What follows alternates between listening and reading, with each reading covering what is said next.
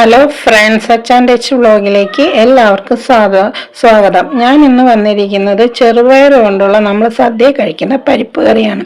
ഇത് ഞാനൊരു വീഡിയോ കണ്ടാണ് ചെയ്യുന്നത്. അത് ചെയ്ത് നല്ല റിസൾട്ട് കിട്ടിയത് കൊണ്ടാണ് ഇങ്ങനെയൊരു വീഡിയോ ഞാൻ ചെയ്യുന്നത്. ഇത് ആദ്യം തന്നെ രണ്ട് പിടി ചെറുപയർ എടുത്തിട്ട് ഒന്ന് ക്രഷ് ചെയ്തെടുക്കുക. 2-3 തവണ ക്രഷ് ചെയ്തിട്ട് ഒരു പാൻ വെച്ചത് നന്നായിട്ട് ചൂടാക്കി എടുക്കണം. ചൂടാക്കി എടുത്തതിന് ശേഷം ജസ്റ്റ് ഒന്ന് ചൂടായി വന്നാൽ മതി. അപ്പോഴത്തന്നെ നമ്മൾ അതിലേക്ക് തണുത്ത വെള്ളം ഒഴിക്കുക. തണുത്ത വെള്ളം ഒഴിച്ച് അത് കഴുകി എടുക്കണം. അതിൽ പൊടിയൊക്കെ പോകാൻ വേണ്ടി നന്നായിട്ട് 2-3 തവണ കഴുകി എടുത്തതിന് ശേഷം അതൊരു കുക്കറിലോട്ടിട്ട് ആവശ്യത്തിന് വെള്ളം ഒഴിച്ച് ഉപ്പും മഞ്ഞൾപ്പൊടിയും സവോളയും കരിവേപ്പിലയും 2 പച്ചമുളകും ഇട്ട് ഒരു സ്പൂണും ഇട്ടിട്ടുണ്ട്, ചീറ്റി പോകാതിരിക്കാൻ വേണ്ടിയാണ്. ഇട്ടത് വേവിക്കുക. ഒരു ഫിസിൽ കേൾക്കുന്നവരെ വെന്താൽ മതി. നല്ലപോലെ അത് വെന്ത് കിട്ടിയിട്ടുണ്ട്. ആ സ്പൂൺ നമുക്ക് ആ ഇട്ട സ്പൂൺ എടുക്കാം. എന്നിട്ട് നന്നായിട്ട് ഉടഞ്ഞു കിട്ടിയിട്ടുണ്ട് പരിപ്പ്. ഇതിപ്പം കൃഷി ചെയ്തതുകൊണ്ടായതുകൊണ്ട് പെട്ടെന്ന് അത് വേകുകയും ചെയ്യും, പെട്ടെന്ന് ഉടഞ്ഞു കിട്ടുകയും ചെയ്യും. അതുകൊണ്ട് ഇതിലേക്ക് ഞാൻ ഇനി കുറച്ച് തേങ്ങ ചിരവി വെച്ചിട്ടുണ്ടായിരുന്നു. ആ തേങ്ങ ഞാൻ ജീരകവും ചേർത്ത് അരച്ച് നല്ല പേസ്റ്റ് ആക്കി എടുത്തിട്ടുണ്ട്. ഈ പേസ്റ്റ് അതിലോട്ട് ഇട്ട് കൊടുത്ത് നന്നായിട്ട് യോജിപ്പിക്കുക.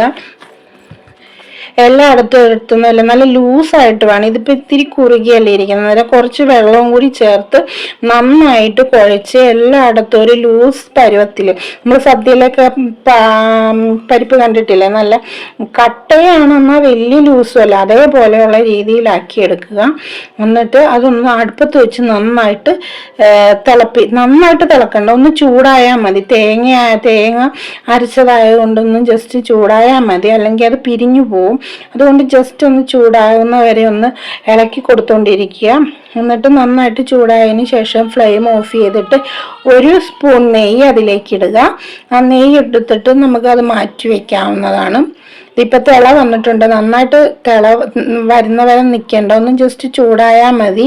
നന്നായിട്ട് വെന്തതാണല്ലോ, അന്നേരം തേങ്ങ അരച്ചതായതുകൊണ്ട് അത് പിരിഞ്ഞു പോകാൻ സാധ്യതയുണ്ട്. അതുകൊണ്ട് തിള വരുമ്പം തന്നെ അത് ഓഫ് ചെയ്തിട്ട് 1 സ്പൂൺ നെയ്യ് നമുക്ക് അതിലോട്ട് ചേർത്ത് കൊടുക്കാം. ചേർത്ത് കൊടുത്തതിന് ശേഷം ഒരു പാൻ വെച്ച് സാധാരണ നമ്മൾ കടുക് വറക്കിയല്ലേ, അതുപോലെ തന്നെ കടുക് പൊട്ടിക്കലാണ് ഇനി ചെയ്യേണ്ടത്. അതിനൊരു ഒരു സോപ്പാൻ എടുത്ത് നമ്മൾ ആവശ്യത്തിന് 1 സ്പൂൺ എണ്ണ,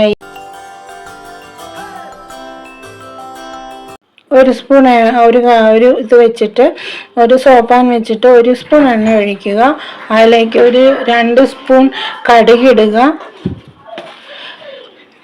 2 സ്പൂൺ കടുകിട്ട് അത് പൊട്ടി വന്നു കഴിയുമ്പോഴേക്കും കരിവേപ്പിലയും ഉള്ളിയും വറ്റൽമുളകും ഇട്ട് നന്നായിട്ട് മൂപ്പിച്ചെടുക്കുക. നല്ല ബ്രൗൺ കളറാകുന്നവരെ മൂപ്പിച്ചെടുക്കണം.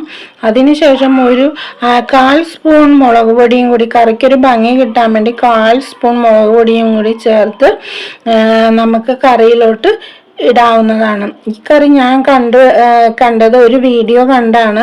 പക്ഷെ ആദ്യം ഒന്ന് പരീക്ഷിച്ച് നോക്കാമെന്ന് വെച്ച് ചെയ്ത് നോക്കി. പക്ഷെ നല്ല റിസൾട്ടാണ് കിട്ടിയത്, നല്ല ടേസ്റ്റാണ്.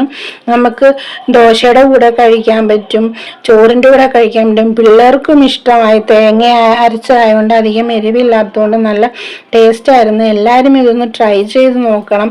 ഇത് ഞാൻ ഫസ്റ്റ് ടൈമാണ് ഉണ്ടാക്കിയത്, എന്നാലും കഴിച്ചപ്പോൾ എല്ലാവർക്കും ഇഷ്ടപ്പെട്ടു. നിങ്ങളും കൂടി ഇതൊന്ന് ചെയ്ത് നോക്കി ഒന്ന് കമന്റ് പറയേണ്ടതാണ് കേട്ടോ. എന്നാലും ഇനി അടുത്തൊരു വീഡിയോ ആയിട്ട് ഞാൻ വരാം. ബൈ.